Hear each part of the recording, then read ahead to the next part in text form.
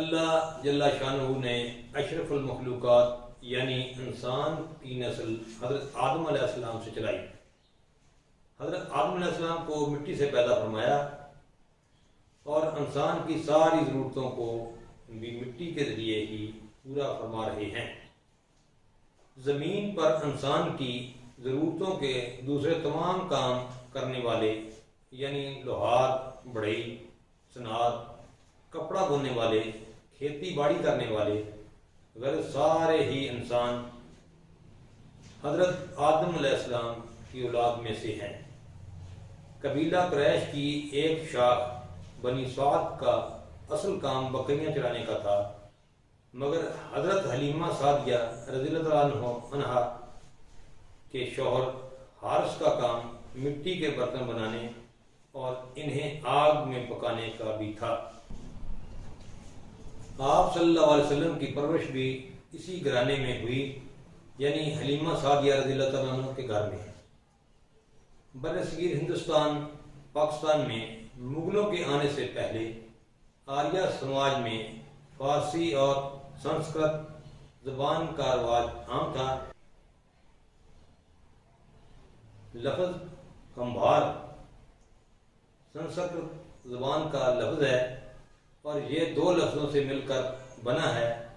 Number 1 کم یعنی مٹی، number 2 ہار یعنی کام کرنے والا، اور کمبھار ہی درست تلفظ ہے۔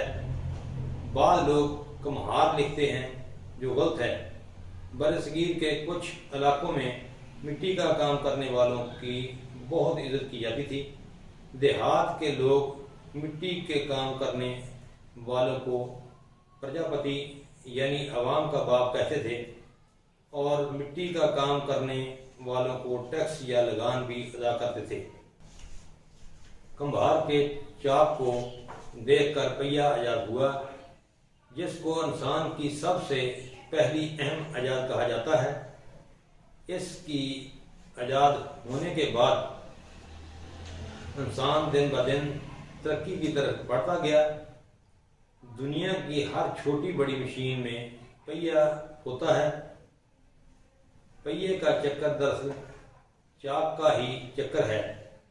کمبھار کے مٹکے کو دیکھ کر فریج اور ریفریجریٹر اور ایئر کنڈیشن ایجاد کیا گیا، اور وہی تکنیک استعمال کی گئی جو کہ مٹکے میں ہو رہی ہے، یعنی مٹی کے ذرات کے ذریعے باہر کے موسم کی ٹھنڈک مٹکے کے اندر سمو دی جاتی ہے اور پانی کی گرمی مٹکے کے باہر پھینک دی جاتی ہے۔ فریج اور ایئر کنڈیشن میں بھی گیس کے ذریعے اندر کی گرمی باہر اور باہر کی ٹھنڈک اندر پہنچائی جاتی ہے۔ اما بعد